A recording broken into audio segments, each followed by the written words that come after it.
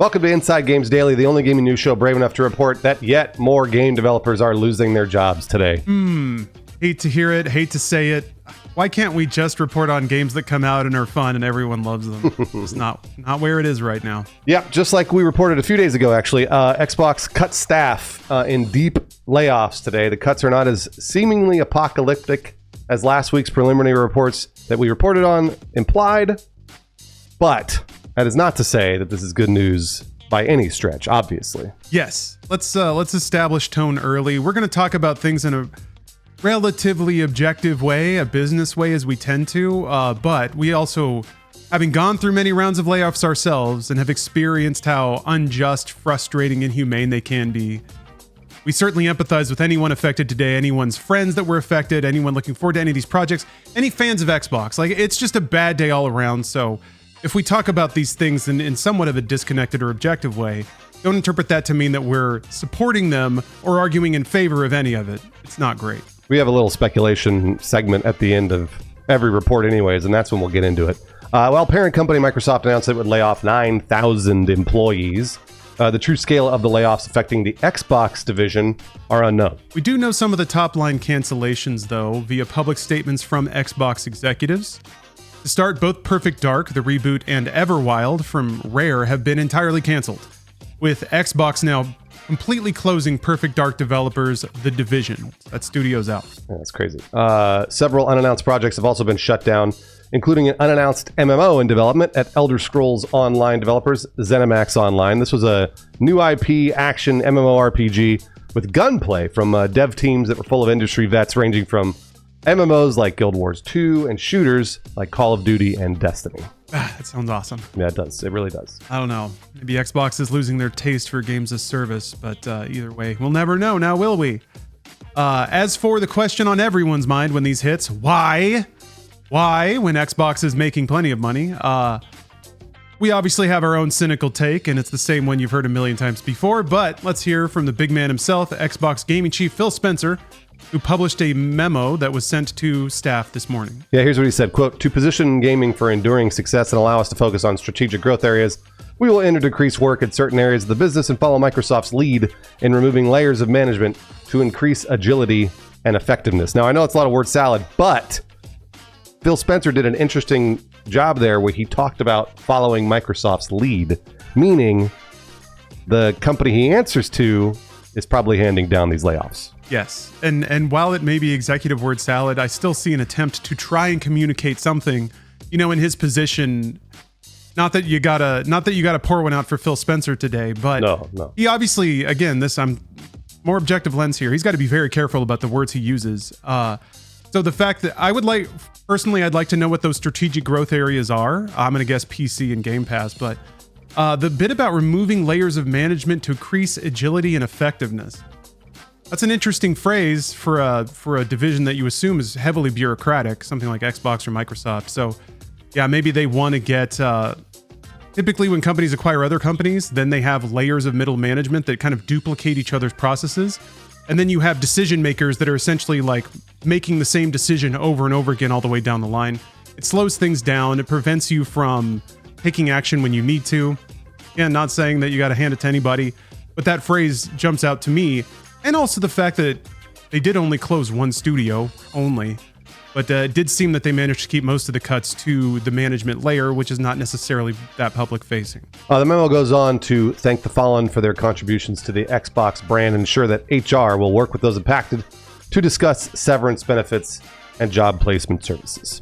That's about where the official news ends, but there are other less official, less confirmed bits of info flying around out there. Yeah, Bloomberg's Jason Schreier cites a single anonymous source in claiming that nearly 50% of Forza Motorsport's developer turned 10 staff has been cut. That's heavy cutting. That is not the same as Playground, who makes Forza Horizon, which has been selling crazy good and has released on PS5. It grates me a little bit. You're technically not supposed to report news based on one single anonymous source, but Schreier plays pretty fast and loose with the rules sometimes.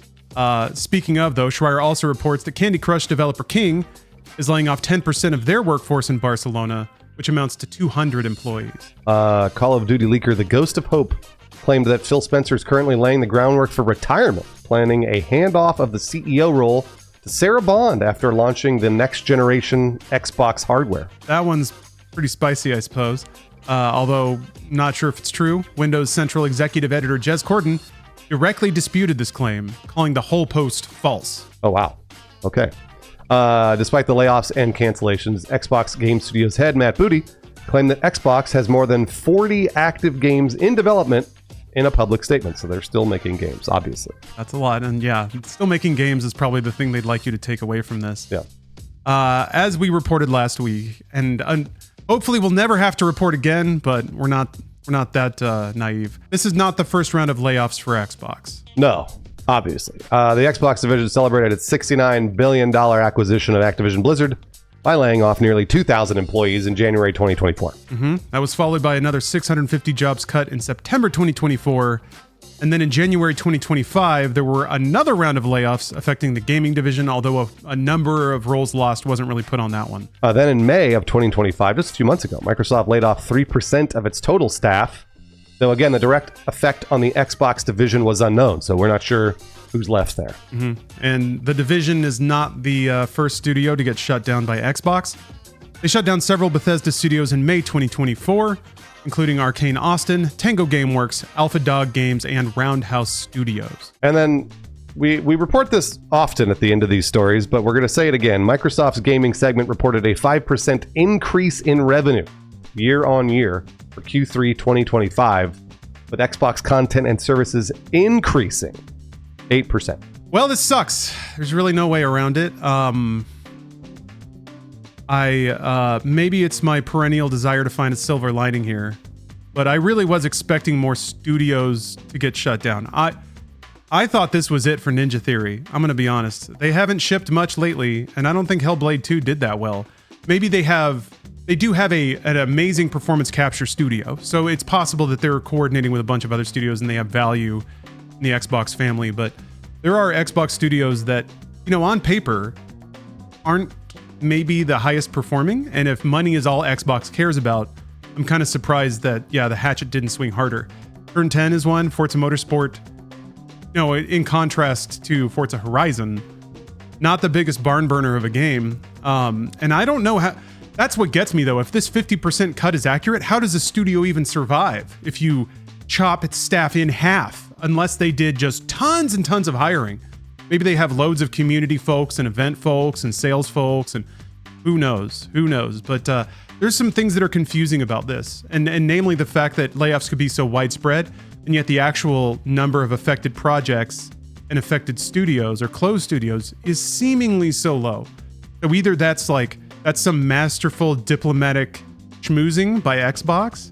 Maybe some of these studios have been cut to the bone where they honestly can't feasibly make a game anymore. So a year from now, when Xbox shuts them down piecemeal one at a time, it won't seem so bad. So maybe it is some headline burying, or Xbox executives did get their heads together and find a way to hit the cuts that Microsoft wanted them to make without actually closing studios or canceling more projects than they did. That's all I got. Yeah, it's I'm going to attempt to sort of be the emotional compass in this. Lawrence and I have been both laid off numerous times. And this is never, ever anything that you ever expect, even if you hear rumors about it at the company. And there were rumors about this. It's still something that is shocking and blindsides you. And I know it's ridiculous to say it's never fun, but it's not that it's never even fun. It's just it's a complete change to your life. And Microsoft employs, I think it's hundreds of thousands of people. And this is going to change a lot of people's lives. That this is not a drop in the bucket. It truly is not. This is one of those things where this affects a lot of people for a very, very long time. And the job market is not very good right now for a lot of people, especially in video games. There was a report recently about how video game spending is down by 25%, I think over last year. And people aren't spending money on video games, so then the studios cut and people lose jobs, and it's just this, horrible cycle. So our hearts go out to anybody that had to deal with this and is now looking for another job that in a not a very good job market. I'm not going to be a doomer about it. I think that good stuff comes out of this these sorts of situations sometimes, not always.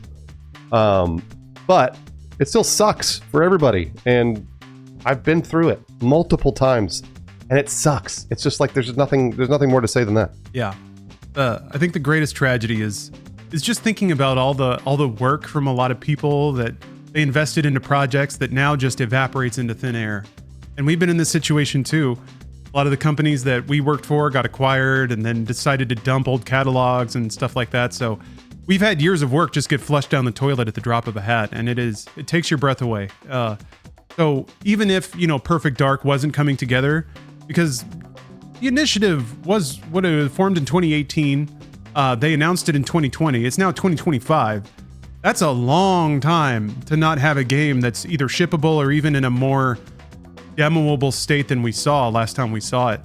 That's a really long time, and yet there was a lot of work and art and music and all sorts of stuff that got invested in that project that's now just going to, I guess, sit in a OneDrive folder somewhere until the power goes off.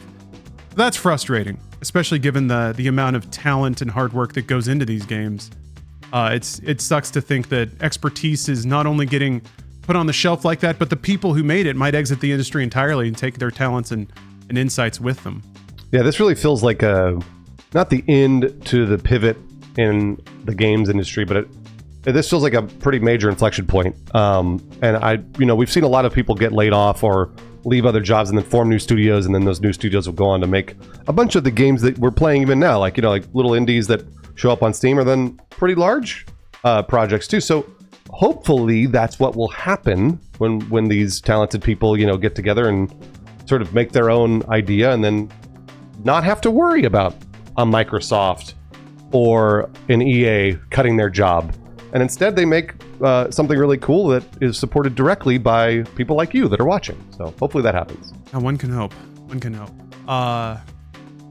It's not really a good way to move on from there, so I'll just barrel my way through it. We do have an update on a news story we reported yesterday.